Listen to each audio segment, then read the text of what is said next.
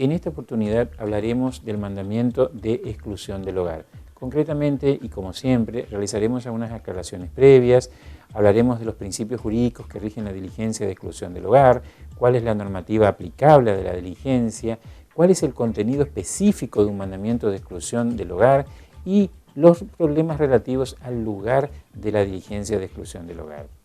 En cuanto a las aclaraciones previas, siempre se impone la siguiente.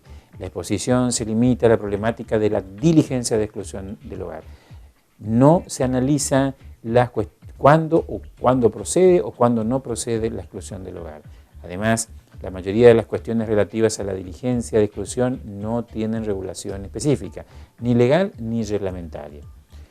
¿En qué consiste la exclusión del hogar?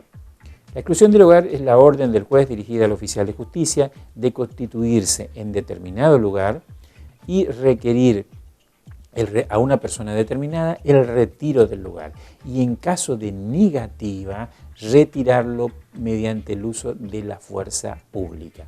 Siempre a una persona determinada se le requiere, a una persona determinada se le retira.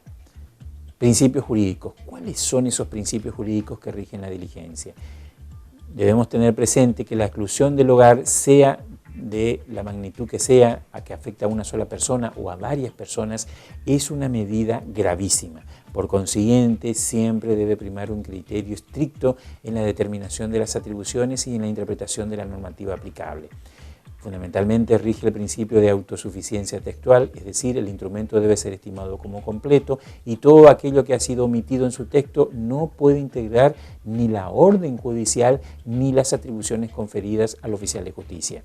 Esto surge de una interpretación armónica y sistemática del artículo 19 de la Constitución Nacional, que consagra el principio de habilitación, del artículo 28 de la Constitución Nacional, que consagra el principio de razonabilidad de los actos estatales, el artículo 29 de la Convención Americana de Derechos Humanos, que consagra el principio pro persona o pro homine, el artículo 1710 del Código Civil y Comercial, que consagra el deber de evitar todo daño y que alcanza también al oficial de justicia.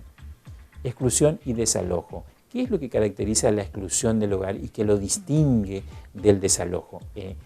Debemos resaltar que exclusión no es lo mismo que desalojo.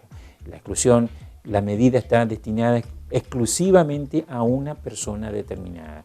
En cambio, en el desalojo, la medida también puede alcanzar a personas indeterminadas, es decir, a personas que no se encuentran identificadas personalmente en el texto del mandamiento, pero sí a través de frases equivalentes, como habíamos visto en la oportunidad de analizar el mandamiento de desalojo, y además alcanza la totalidad de las cosas existentes en el lugar, siempre que sean de propiedad de la persona desalojada.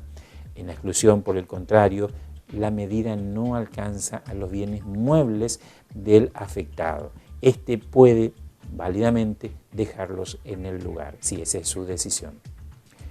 En cuanto a la normativa aplicable, debemos resaltar que es de aplicación la Convención Interamericana para prevenir, sancionar y erradicar la violencia contra la mujer, que tiene jerarquía supralegal en virtud del artículo 75, inciso 22, la Ley 4, número 6, antes Ley 3325 de violencia familiar, es la Ley Provincial de Violencia Familiar, y además algunos artículos, concretamente los artículos 655 a 658 de la Ley 12, número 27, Código Procesal Civil y Comercial de la provincia de Misiones. En cuanto a la Convención Interamericana, debemos resaltar que la Convención tiene jerarquía constitucional. Es ley suprema de la nación y las autoridades provinciales deben someterse a ella. Esto último es importante puesto que el oficial de justicia como autoridad provincial también debe someterse a las disposiciones de la Convención Interamericana. En consecuencia, de nuevo resaltemos, el oficial de justicia está sometido a la Convención como está sometido al ordenamiento jurídico nacional y provincial. Ahora, ¿cuáles son los deberes de los órganos estatales que surgen de la Convención Interamericana? De todos los deberes que surgen para los estados, debemos resaltar algunos, concretamente aquellos que pueden ser imputados también al oficial de justicia. Concretamente, el artículo 7 de la Convención menciona como deber de los órganos estatales el de adoptar las medidas apropiadas, sin dilaciones y actuar con la debida diligencia. Es decir, el oficial de justicia debe obrar con diligencia y prontitud en la realización de la diligencia de exclusión del hogar. Por su parte, la Ley 4, número 6, ante Ley 3325, lo determinante de esta ley es que está dirigida al juez. Ninguna de sus disposiciones están dirigidas al oficial de justicia. Lo que sí puede establecerse como válido y que también puede aplicarse al oficial de justicia es que las medidas deben efectivizarse de manera inmediatamente, lo que no implica que el oficial de justicia debe realizarlas inmediatamente, sino en la medida de lo posible, lo antes posible, hablando de manera redundante. No tiene normas específicas para el oficial de justicia. Esto debe resaltarse. La ley provincial está dirigida al tribunal y determina los supuestos de procedencia y las medidas que deben adoptarse en una causa semejante. Por ejemplo, el artículo 4, el más relevante de toda la ley, habla de que el juez deberá disponer la exclusión inmediata del agresor de la vivienda, la prohibición de acceso al domicilio de la víctima, el reitero al domicilio de quien debió salir por seguridad. Es decir, normas que no tienen relación con la actuación del oficial de justicia. Por su parte, la Ley 12, número 27, tampoco tiene normas relativas o específicas hacia el oficial de justicia. Por su parte, el artículo 655 del Código Procesal Civil y Comercial de Misiones dice: en las causas de violencia familiar son hábiles todos los días y horas del año, sin necesidad de habilitación especial. Y además, el artículo 657, en casos de extrema urgencia, el mandamiento puede ser librado por el juez de paz del lugar. De estas disposiciones pueden extraerse las siguientes conclusiones. Primero, el mandamiento no requiere habilitación especial. Esto implica que un mandamiento, aun cuando en su texto no figura habilitación de día y hora, no implica que el oficial de justicia no puede realizar la diligencia en horario inhábil. Puede hacerlo válidamente, también en día inhábil. El sustento jurídico de su actuación ya no es el mandamiento, sino la misma ley que lo habilita especialmente. Además, el mandamiento también puede ser librado por el juez de paz. Esto implica que un oficial de justicia que se encuentre con un mandamiento de exclusión del hogar librado por un juez de paz, también se encuentra obligado al cumplimiento del mismo. Esto implica que los mandamientos no necesariamente deben ser librados por los tribunales de primera instancia. ¿Cuál es el contenido específico de un mandamiento de exclusión? En cuanto al contenido, siempre debe estar presente el lugar, dónde realizar la diligencia, la persona, a quién debemos excluir del lugar, a quién debemos reintegrar al lugar. Es fundamental esto. Y además las circunstancias adicionales que el juez de la causa determinó como relevantes para el cumplimiento adecuado de la diligencia. Por ejemplo, notificarle prohibición de acceso, notificarle alguna otra medida adicional, audiencias que pueden haberse celebrado en la causa y otras circunstancias relativas a periciales, por ejemplo.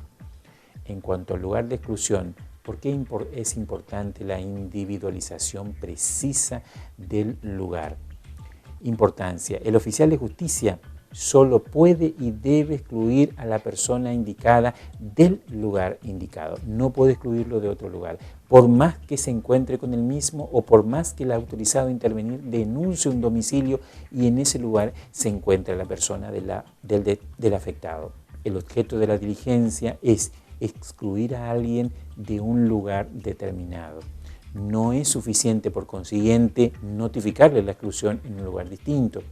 El oficial de justicia debe constituirse en el lugar indicado y desde ahí excluir a la persona. Por consiguiente, es responsable exclusivo de cumplir con la exclusión en el lugar indicado. ¿Cómo debe individualizarse el lugar en el mandamiento? Rigen las mismas normas que para la constatación. El lugar debe individualizarse adecuadamente para permitir su correcta localización física y el texto debe ser autosuficiente, es decir, debe contener los datos necesarios precisamente para esa individualización.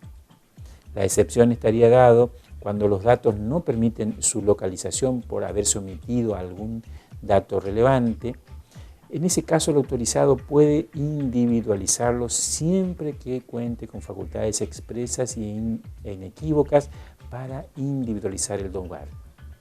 ¿Cuáles son los datos que permiten la individualización? Según el artículo 9 del Reglamento del Poder Judicial de la Provincia de Misiones, los datos que permiten la correcta individualización de un lugar son número de casa y nombre y número o número de calle, nombre y número de calle y de las calles transversales, número de manzana y de chacra, hito kilométrico más cercano. Como se ve y como habíamos mencionado en oportunidad de hablar de la constatación, se trata de datos que van perdiendo eficacia. Es un orden decreciente de efectividad.